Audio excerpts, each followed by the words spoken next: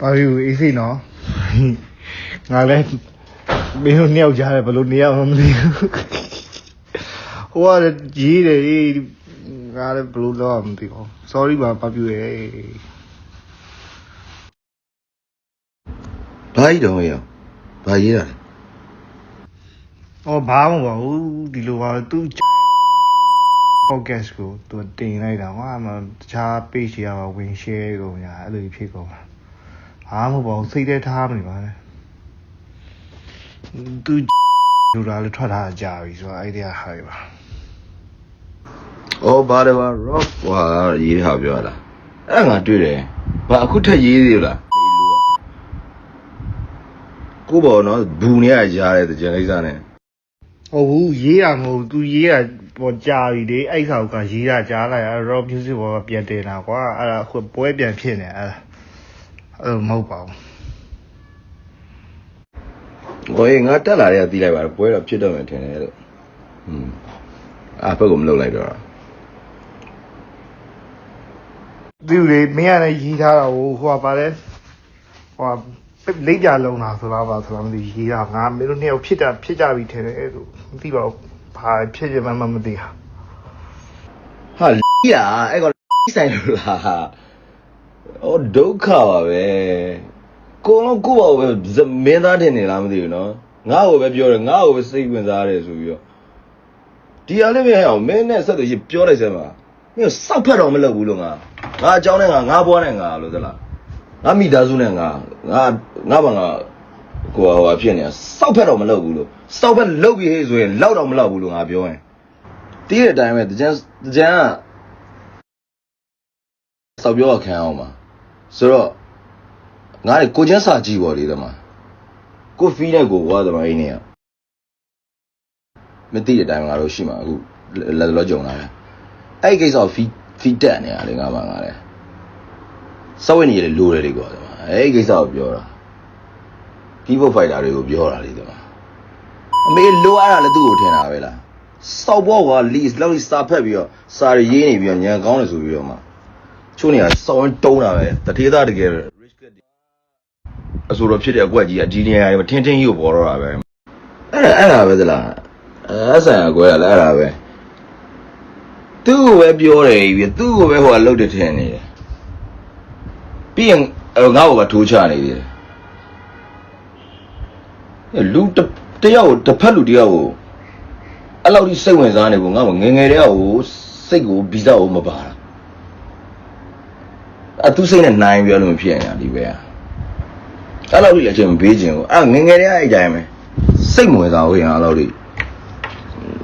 ကိုယ်ပြောရင်မကျင်းနဲ့ပြန်ပြောလိုက်တယ်ဒါပဲရှိတယ်တစ်ဖက်သားရောအဲ့လိုစဉ်းစားပြီးတမြုံမြုံနဲ့လို့ဖြစ်နေရလေအဲ့လောက်ကြီးပင်မနဲ့လို့မလုပ်ပါဘူးစောက်ဘောတွေလုပ်တာကွာအဲ့တော့ပြီးတော့ငါထင်လေငါစာရေးပြီးတော့မှအဲ့ဟိုတက်တာနော်အဲ့ raw music ဟွာလားအဲ့ဒါတက်တာထင်တယ်သိလားချိန်တစ်ချက်ပြန်ကြည့်အောင်စောက်တလွယ်အေးငါထင်ပါလေအဲ့ဟာတော့ဟိုဗာလဲဒီ show ဆိုတဲ့ကိစ္စကိုပြောတယ်လို့ထင်ပါတယ်ဒါပေမဲ့ဟိုမသိဘူးကွာချူချောင်းနေဟိုကတင်ဒီကတင်တော့အောင်လေတော့ငါဝင်ဦးမကြည့်တော့ပြီးတော့လက်ပြံကတင်းကားထိလုံနေဆိုတာငါဟိုးရင်တာအဲ့သူ့မရတော့ဘာလို့ရေးတဲ့ကဘာသမလက်ပြံလုံးလေးလောက်ပါအောင်ပါအခုနောက်ပိုင်းကျတော့လက်ပြံလုံးစကားရန်သုံးကြရမလားအဲ့စကားကိုငါရင်သုံးခဲ့ကြအောင်ငါဘာငါ register တင်လာဟာကွာဒီလားစောက်ဘောလေပြောပြလိုက်ကွာအဲ့စောက်ဘောတီးအောင်လို့ငါအဲ့လိုပြောတယ်လို့စောက်ဘောလို့ပြောတယ်လို့ကြီးတွေပေါ်လေပဲလို့မင်းခုဒီကိုချင်းဒီကောင်ကလည်းလာချောင်းကြီးနေတယ်ငါအကောင်လို့ငါ့အကြဘလော့လာပြီးတော့နှကောင်လို့တလားကအဲ့လိုမျိုးမင်းတဲ့အောင်ကောင်တိမစောကောင်ဘလော့လာမင်းပြဘဲကလည်းချောင်းချောင်းကြီးတယ်ဒီစောက်ရေးမပါလဲရှက်ကြတယ်အေးကွာဘာဖြစ်ပြီးရပါလဲခါဟိုကြားရတိုင်ပတ်နေလို့तू ကဟိုရောက်နေတယ်လို့ဆိုတော့ तू ကပြောချင်တယ်ပြောဆဲအောက်မှာလည်းဝေဆဲ comment တွေကိုလည်းဝေပြန်ဆဲအဲ့လိုပဲပါတယ်တော့မသိချိုးချက်ခက်ငါလည်းဘာမှမပုံပြောတော့တိရောက်တော့မလိုက်တော့တိလို့ပြောငါအော်လာပါအဲ့ဒါသလားလောကကြီးမှာသူ့ကိုစိတ်ဝင်စားနေရပေါ့လေငါဟဲ့ငါစိတ်ဝင်စားနေဟိုတလောငါရိုက်ထားတာတင်လိုက်ပြီပေါ့သိလားအဲ့မှာမလဲနိုင်သေးဘူးငါပါ ဒီ record လုပ်တယ်အခုအဲ့ publishing လုပ်တယ်ရှုပ်ရက်ကိုခတ်နေရပဲတခြင်းတော့ကောင်းကောင်းမလုပ်နိုင်တဲ့ကိစ္စကြီးကွာတက်မှာအဲ့တော့အချိန်မပေးနိုင်ရမှာအဲ့လိုမျိုးတက်မှာဝုန်းတိုင်းတွေလုပ်ဖို့နေသွားစိတ်ကိုမဝင်စားနိုင်တာသူ့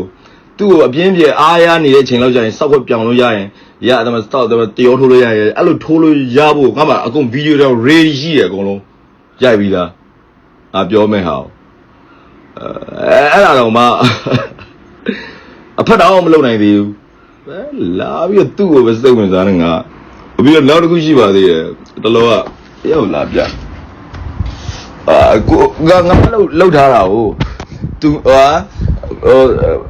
သူမင်းကိုဖြေဆိုပြီးတော့အဲ့လိုလေးလှုပ်ထားတာ YouTube မှာလုပ်မယ်ငါဆိုပြီးတော့အကုန် ready လုပ်ထားသေးတယ်ပရိသတ်ကမေးပြီးတော့ငါဖြေမယ်ပေါ့ငါကြော်ညာရတယ်သူ့မှာအဲ့လိုလှုပ်ထားတဲ့ program လေးတက်လာအော်အေးကျွန်တော် idea တွေတော့တော်တော်တူတယ်နော်ဆိုပြီးတော့ငါတို့ပြောနေကြသေးတယ်အဲ့လိုငါမင်းမတော့ပြောသေးတယ်ကိုတော့အဲ့ကြောင့်တိတ်ပြောနေတယ်မတဲကြတာထင်တယ်နော်အဲ့လိုမျိုး idea တော့တူလေကိုသမားသူမိမသူကတော့တဆင့်ကံပေါ့လေသူမိမကိုမေးတယ်ဆိုလားအဲ့လိုဖန်တယောက်ကိုဟာနဲ့တူတူပဲကိုပါညာဆိုပြီးလာပြငါလူရင်တဲ့တယောက်လာပြောအော်အေးအဲ့ဆိုတော့ငါရက်ထားလိုက်တော့တာပေါ့အဲ့ဒီကိစ္စကိုတော့ short လိုက်တော့တာပေါ့တမတော့ကြငါ like တူတွေဖြစ်မှာဆိုပါသေးလီစိတ်ပြဖို့ကောင်းလိုက်တော့အိုးဒုက္ခပဲကွာဒီပဲကတော့စောက်တဲ့ကကြီးနေပြီတော့ဟိုမှာက the last podcast မှာတော့ငါဖြေထားသေးတယ်လေအပိတ်လေးမှာလေကျွန်းသူလူနဲ့ပြောပြီးတော့မှအခုလည်းသိကျင်နေတာလို့အဲ့ဆိုင်ကဘာကြောင့်ကွဲလဲဆိုပြီးတော့အကိုကိုယ်တိုင်မသိတာဆိုပြီးအဲ့ဟာတွေကငါရှင်းတာကမှတကယ်လည်းငါမသိဘူးလေအောင်သိလားဘာလို့ကွဲသွားမှန်းတဲ့မှာရပေါ့ဟိုရှစ်တစ်ခေါက်တော့ငါပြောကြငါတို့ကွဲတော့ပြောကြပါလားလို့ဟိုငါနောက်ကြတာတို့ဘာလို့အဲ့လိုမျိုးဖြစ်တယ်ပေါ့လေဒါပေမဲ့အဲ့ကိစ္စရပြင်လို့ရတာပဲပေါ့လေငါစိတ်တွေးရမှာတော့အဲ့လောက်ကြီးကြီးပါမလားပေါ့လေဒီမှာမဆိုပါနီးမရောက်တာတွေပါတယ်ငါတခါမှမရှိဘူးလေဦးဒီတခါနောက်ကြလို့ဒက်စီနဲ့လာလို့အဲ့ဆိုင်မှာအီရီယန်ဝတ်တဲ့နေရာရွှေ့လိုက်ရတာလွယ်ကြံပါမရှိဘူးနော်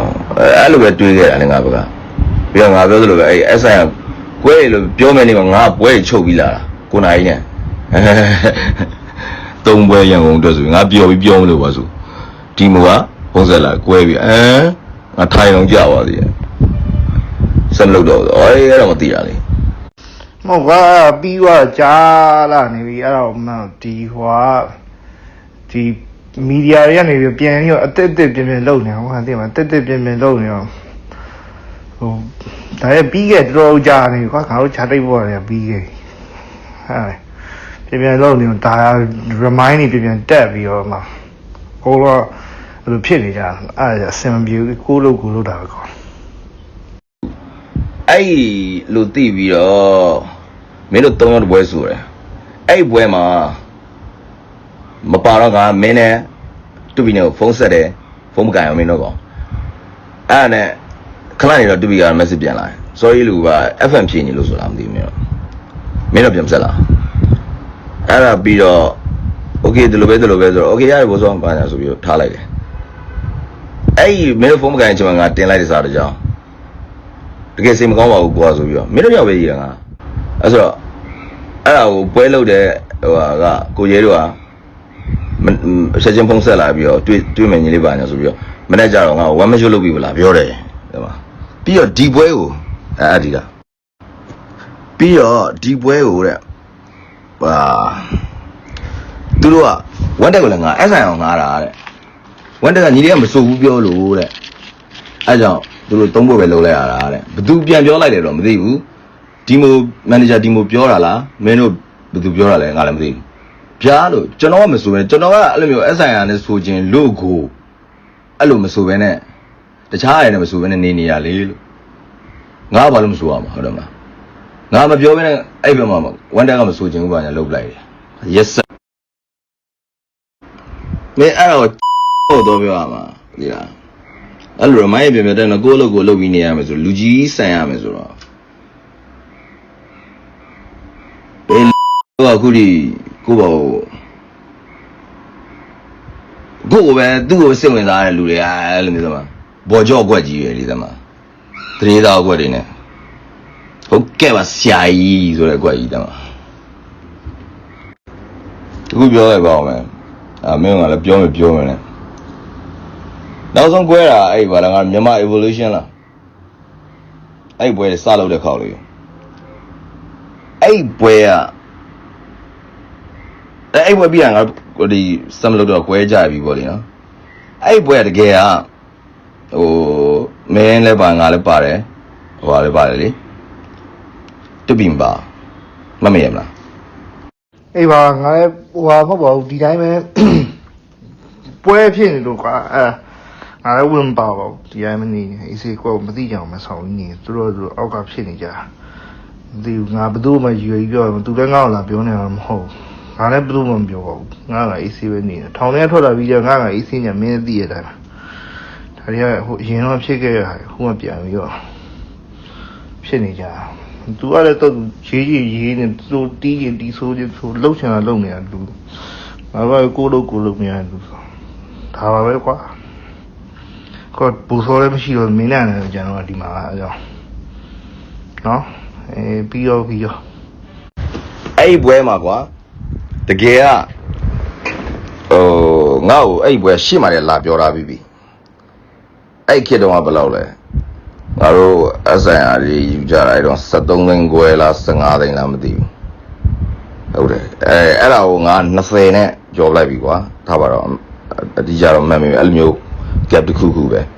20နဲ့လာပြောတာငါ့ကိုအဲ့မြန်မာပြည်ကအဲ့စော်ကြီးအဲ့စော်ကအကိုရဲ့ကိုအဆိုင်အားတဲ့ကြိုက်တဲ့တယောက်ထဲတဲ့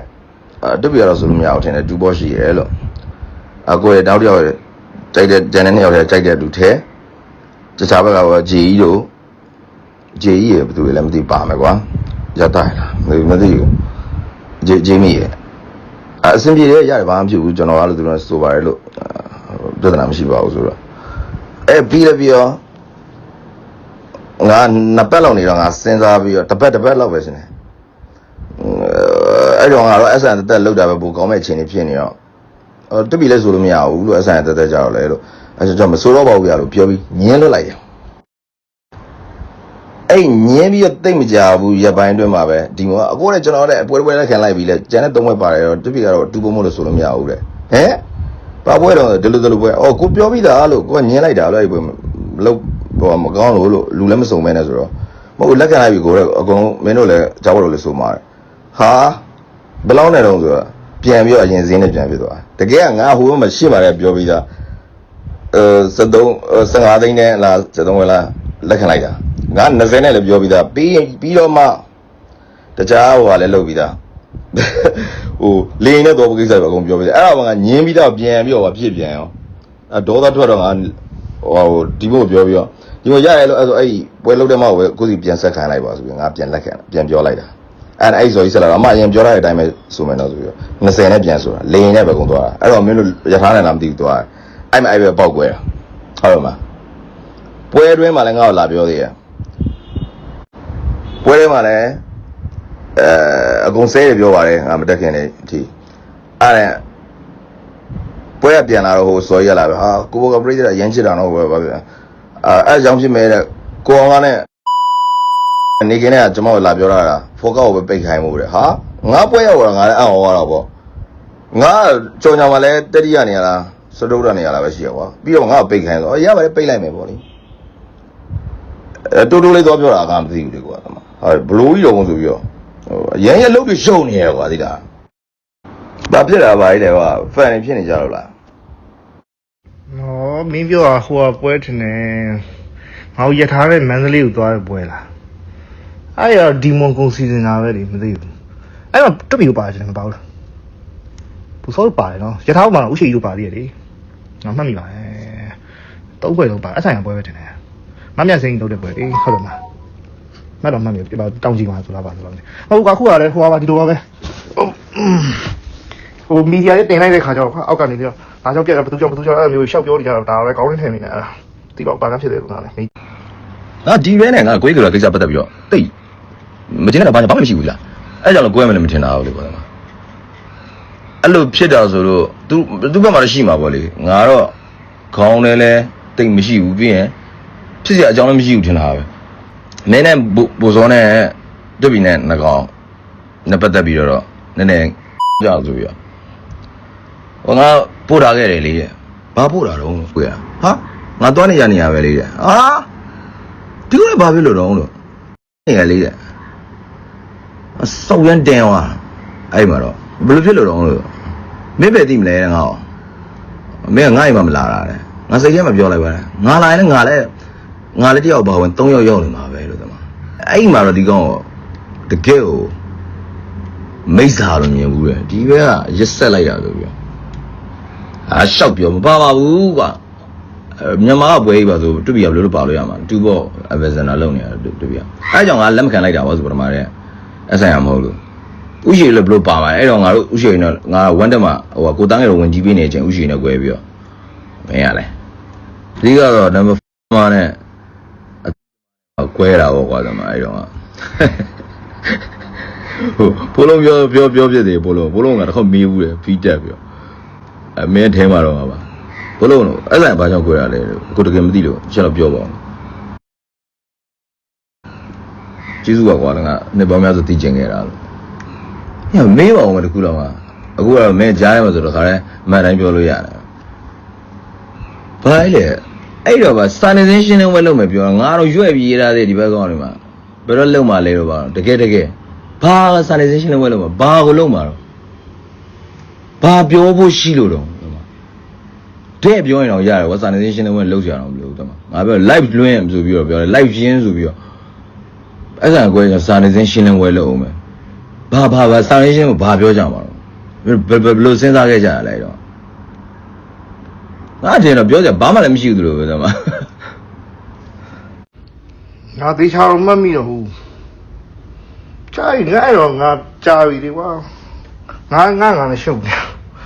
ငါတလောကတော့ဝိုင်းဆဲနေရတဲ့အချိန်ကြီးအဲ့တော့ငါနဲ့ဟိုမိန်းမနဲ့ကြိတ်တော့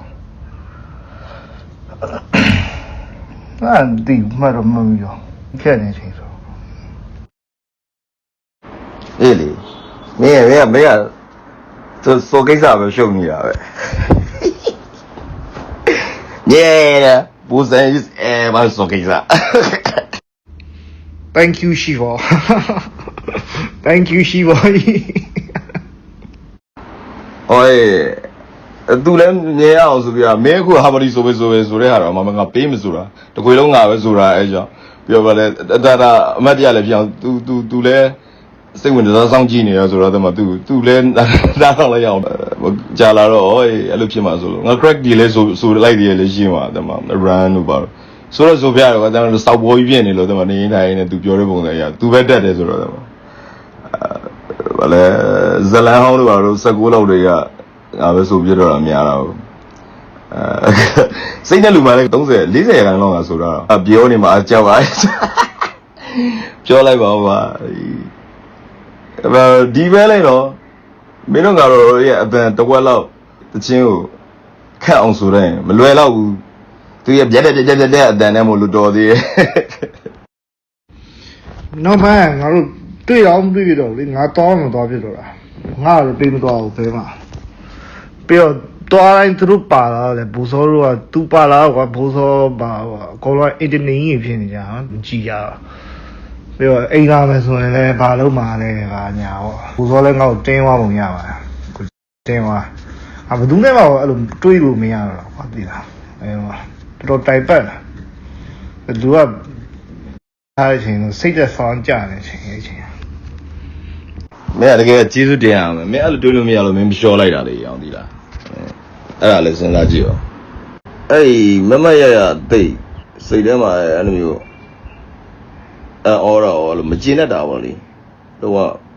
အဲ့လိုတော့မထင်တာတဲ့ဟာပေါ့အဲ့လိုမျိုးဆိုစဉ်းစားရမယ်ဆိုရင်တော့ရုပ်တည်ငါ့ကိုဘိန်းစားပြအောင်လုပ်လိုက်တဲ့ကွက်ကြီးကွာဒါမှလည်းလူအမြင်မှာအဲ့လိုရေးတဲ့ဟာတချင်းငါအဲ့ချင်းငါခုဒီနားမထောင်ဘူးသေးသလားနားထောင်ရင်ငါခံနိုင်မရှိဘူးငါဒေါသထွက်ပြီးပြန်ပြောမှာဆိုအခုဒီနေ့ဒီအဲ့ဒီဖေအားဆိုငါလောကနားမထောင်ဘူးငါဒေါသထွက်သွားရင်ငါပဲပြင်မှန်းပါလေဆို သူများလည်းလာပြလို့စာသားတွေတော့မြင်ရတယ်အဲ့လိုမျိုးပြောကြတယ်ဆိုတော့သိနေတာအဲ့လိုလုပ်ပြီးကြောက်တဲ့ဆွဲချတဲ့ဟာတခုပဲစောင့်မြင်ကတ်တာကတော်တော်ဒေါသထွက်တယ်အဲ့ဒီကူတော့သူ့လိုကောင်ကများပြောရရှိသေးတယ်ကွာတမအဲ့ဒီကောင်ဆိုတမလင်များနေရောက်တူတူဘိန်းစားနေတဲ့ကိစ္စကြီးကွာဆေးရှချနေတဲ့ကိစ္စကြီးဆေးပေါင်းစုံတကယ်ကွန်းရသူမှတမအဲ့ဒီဟာကြီးကိုလာပြီးငါ့ကိုလာပြောသေးတယ်လီ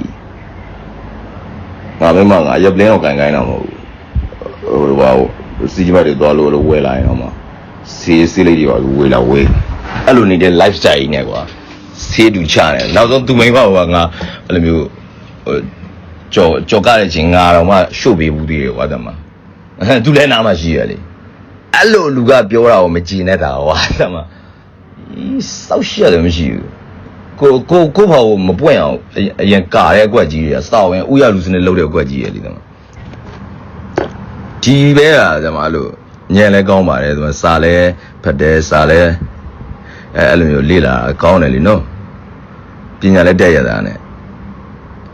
အဲ့သူ့ရဲ့တထေးသားဘော်ကြောအကွက်ကြီးအဲ့လိုမျိုးတမကလေးဘောကြီးအကွက်ကြီးနဲ့တမအရင်အနိုင်တမကလေးကြားထဲမှာလို့ကလေးဘို့လှုပ်ချင်တဲ့အကွက်ကြီးနဲ့လीအဲ့စိတ်ကသူ့အဲ့ပညာကိုနိုင်ဝါတာကြီးကိုအံ့ဩတာပညာမျက်စိနဲ့လည်းမမြင်နိုင်တော့စောက်ဘောအဲ့အကြီးကကွမ်းတော့စောက်တယ်လည်းကြီးနေပြီပြောင်းကြီးရတယ်အခုမင်းနဲ့ပြောတဲ့ဟာလေး forward လုပ်ပေးလိုက်စမ်းပါပါ forward တော့ဒီလိုပြောနေတယ်လို့ကျွန်တော်တော့မသိဘူးလို့ကျွန်တော်လည်းမဆိုင်ဘူးလို့မင်းကတော့လာပြောသလိုပဲတိသွားအောင်လို့ဒီပဲတမသူ့ကိုစိတ်ဝင်စားလားမဝင်စားလားခေါင်းနဲ့ရှိလားမရှိလားသိသွားအောင်ဘယ်အချိန်လောက်မှပဲထားရတာလဲဆိုတော့သိသွားအောင်လို့လက်ကားကွာချိန်မရှိဘူးလို့ပြောလိုက်ရင်အောင်တလားလူတွေတီးဖို့တမပြိသက်တွေဟိုတမလိုမျိုးထင်အောင်ထင်မှဖြစ်အောင်လုပ်ပြီးတော့လိန်နေမဲ့အစားတမမင်းဘာလဲငါဘာလဲတိနေဖို့အရေးကြီးရလေတမလကလူရှိသူရှိအောင်ဟိုလိန်ဒီလိန်လုံမနေနဲ့လို့မင်းကငါဘလို့စိတ်ထားလဲ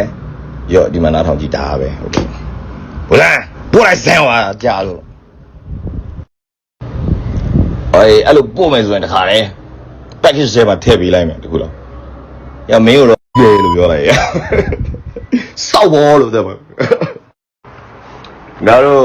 တုံးပွဲအုပ်စုလိုက်တွေအဲ့လိုမျိုးတက်လာတဲ့ချိန်ကြမှာကောက်စားပြီးတော့လှုပ်တဲ့အကွက်ကြီးတွေကသူရှေ့မှာလှုပ်ခဲ့တဲ့အကွက်တွေအကုန်အများကြီးပါပဲကွာတမတခြား artist တွေလည်းခံခဲ့ဘူးလေလူတွေရှိပါတယ်နာမည်တော့မပြောတော့ပါဘူးနော်တကယ်ဆိုရင်ဘိုးစောနဲ့ကလည်းဆိုသူ့ကိုတော့ခွေလေးတွေပါတယ်တော့ပြဘူးသေးဟိုငယ်တော့ကမင်းတို့တွေ့ခင်တွေကစောက်ပဲတော့မလုပ်ဘူးငါတို့စင်းတော့မတွေ့ဘူးလေကားတော့ခွေပေးပြီးတကားတော့ဖွင့်မပေးဘူးဒီတိုင်းပြန်လွတ်လာတယ်မှာပြီးလဲပြီးတော့ငါတို့တွေကနေရာလေးနည်းနည်းရလာတဲ့အချိန်ကျမှအောင်မင်းပါဖြစ်တယ်ညာဟာပြောင်းလဲသွားတာပါတော့ဗမာကားကွက်တွေထားလိုက်ပါကွာထားလိုက်ပါတော့ငါဒါတွေကအကုန်လုံးငါတို့တီးပြီးသားကိစ္စတွေပဲအခုလေကွာမင်းနဲ့မင်းအောင်နဲ့မင်းနဲ့ကလေးနှစ်ယောက်နဲ့တော့ပသားရာအေးဆေးဖြစ်နေထားလိုက်တော့အဓိကကွာလောင်နေတာကတော့ဟိုဒီအဆိုင်ရာကိစ္စဆိုရောစတော့လူမတော့ဟိုစထုတ်တဲ့လူရှိဆွဲစားထုတ်တဲ့လူရှိတော့အဲ့ဒါအကြောင်းပြန်ပြီးတော့ပြီးတော့မပြီးနိုင်မစည်းနိုင်ဖြစ်ဘိုးစောလည်းတည်သွားပြီဒီမပြီးနိုင်အဲ့ဒါတစ်ခုဆိုတော့ငါတို့တချင်းဘယ်ချင်းပဲထုတ်တော့ဘိုးစောတတိယအဲ့ဒါလောက်ထိလက်ခံလို့ရပါတယ်ပြဿနာမရှိဒါပေမဲ့ဟိုဘာကြောင့်ကွဲလဲဆိုတော့ဟာဒီဒါကြီးကခဏတက်လာတာကြီးအဆင်မပြေလေတဲ့အခုလဲကွာမင်းနဲ့ငါနဲ့လည်းဘာဖြစ်နေမှာမဟုတ်တူတော့ပွဲရောတောက်ချောင်းမနေထားလိုက်ပါကျန်တဲ့ကိစ္စရငါလည်းလူကြီးဖြစ်နေပြီပဲဒီရွယ်ကြမှာရန်ဖြစ်ရမယ်ရွယ်လည်းမဟုတ်တော့တဲ့ပါထားလိုက်တော့အေးအဲ့ဒါမင်းဟိုဘဲကိုတော့ပြောရမှာမင်းသိလားသိတဲ့အတိုင်းပဲငါထားရမှာကမင်းမြင်တဲ့အတိုင်းငါစိတ်ကိုဝင်စားတာကွာတမဖက်တော့မလုပ်တော့ဘယ်တချို့ဝင်ဟိုဖြစ်တယ်ဆိုရင်လည်းငါရှော့ပေးလိုက်တာပဲတမဟိုပဲတမအဲ့လိုမျိုးဖီးကြဟိုဖြစ်နေတာသူကမပြီးရမစင်းနေတာသူပဲဖြစ်နေသူစိတ်ကြငါဆိုရင်ပြန်ပြီးတော့သူ့ကိုမပြင်းလိုက်ရသေးဘူးတမဒီစီမှာပြင်းမယ်ဆိုပြီးတော့တမ ထားရပဲဒါနဲ့အဲ့ကြားရဲ့လိန်မာသွားရင်တမျိုးပေါ့ကွာအခုထပ်ဖင်ရနေဆိုတော့ဒီရွယ်ကတော့ကြားရပါတော့ပေါ်ကြောရ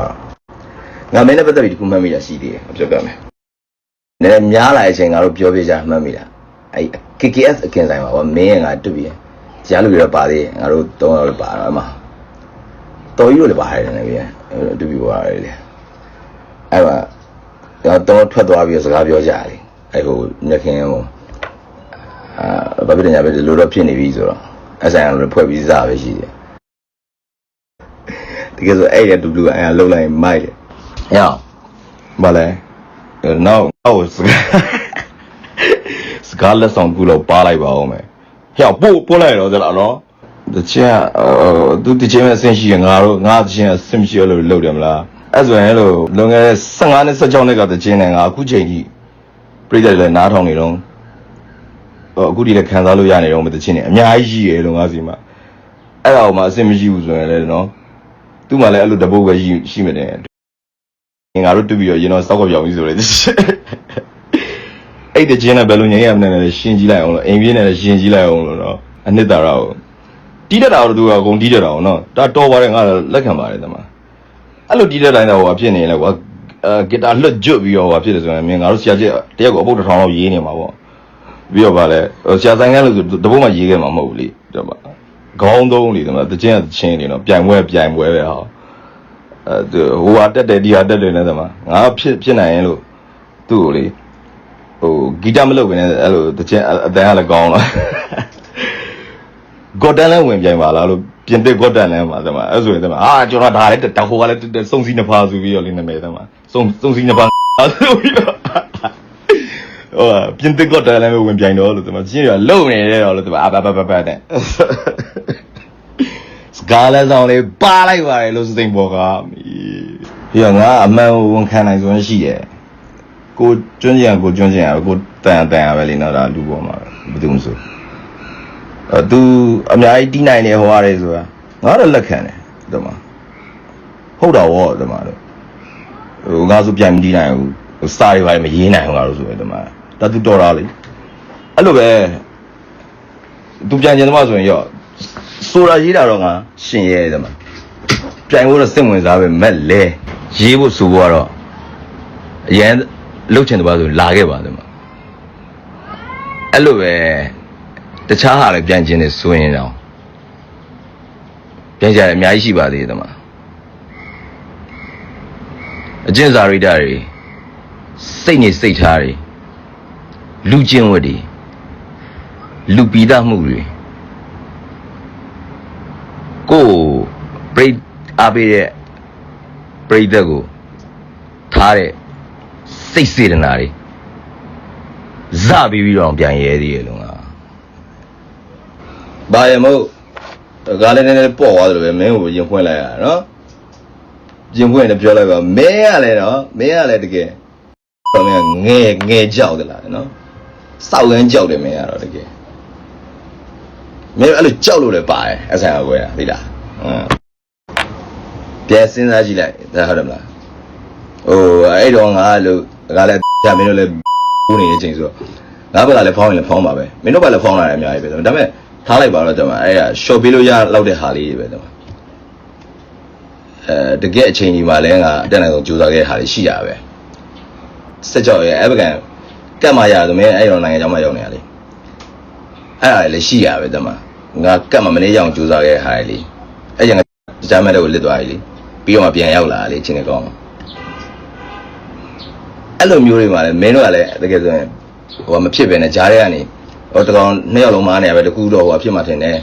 အဲ့လိုလုပ်ပြီးခဲ့ရင်ကွဲလာအောင်အဲ့ဒါကောင်းမှဘာမှဖြစ်ကြအဲ့ဒါဆိုတယ်တော်ရပါငါဒီနေ့ဒီချိန်ဒီ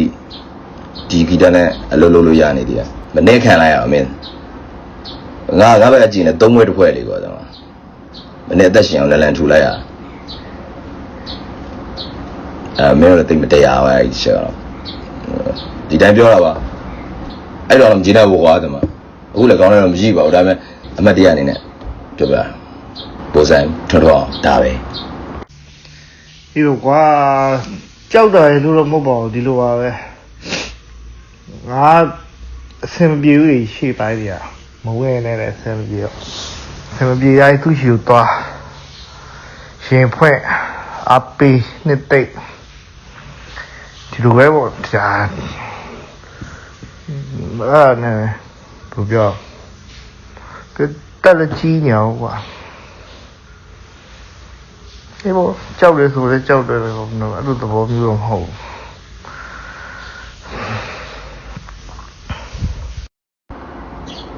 အဲ့တော့ဗုဒ္ဓ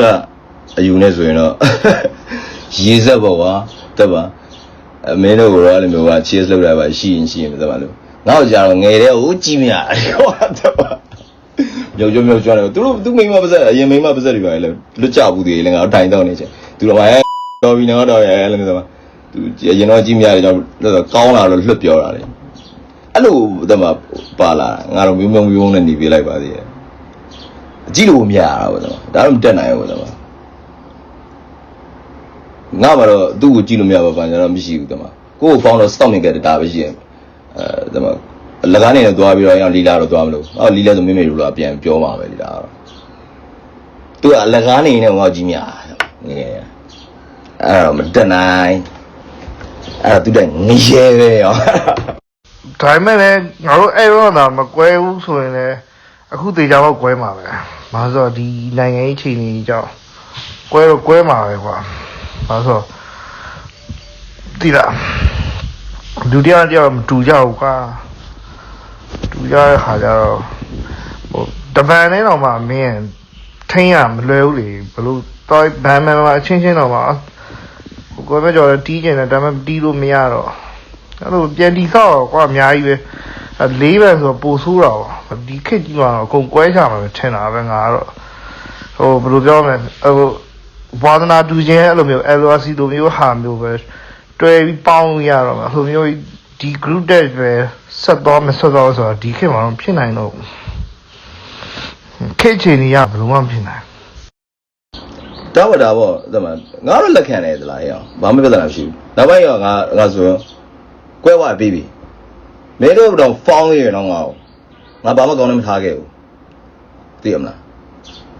ငါဒီငကောင်တော့ငါမတန်အောင်ရှိရငယ်တည်းကအတူတူလာတဲ့ကောင်နဲ့အဲကြောင့်ငါတက်နိုင်ဆုံးတော့လုပ်တယ်အခုလည်းငါမဲဒီမင်းဟိုလက်ပတ်တာလောက်တာတော့မင်းအထင်ပါတယ်တူပြီးလို့ဆိုရင်လည်းတမလုံးဝဘိုးလုံးပြောရမယ်အဲ့လိုမျိုးငါလုတ်ပေးနေတဲ့ဟာငါလုတ်ပေးတယ်ကွာတမငါပီတိဖြစ်တယ်ကွာဒါပဲဒီကတမကိုတန်အောင်ရှိရလူကိုလုတ်ပေးဒါပဲကျန်တယ်တလုံးကဖြစ်နေရမလို့မပြောလို့ပါဘူးတမငါလည်းကွဲဘူးတာဗန်နဲ့တော့ကွဲဘူးကိစ္စဒါတိပါတယ်ကွာအကုန်လုံးဒါပေမဲ့ပြောမနေနဲ့လေကွာတမတက်လေကြီးကိုပေါ့နေပေါ့တမ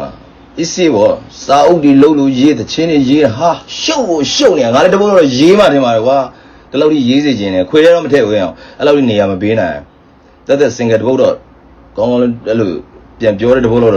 အရန်ကြားခြင်းနေပုံပဲလုပ်ပေးရမယ်မင်းတောင့်တလုံးကိုတင်ပြမှာဖြစ်မယ်ဒီလားအဲ့လို